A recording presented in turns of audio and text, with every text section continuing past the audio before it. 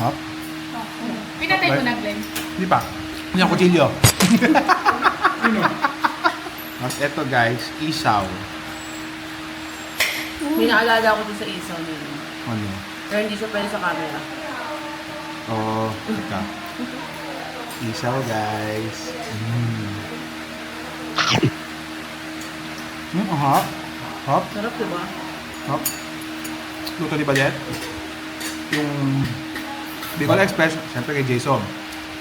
Tapos, yung ihaw ng liempo, tip ni Dom.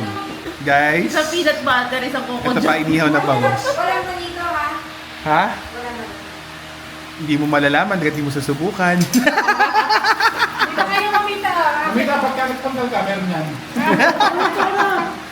Mami, oh, inihaw. Mainit. Luto na ba to? Oh! Tawagin niyo kung gano'n magkakain na kayo. Inihaw na bangus. Hindi, dito. Ano yan?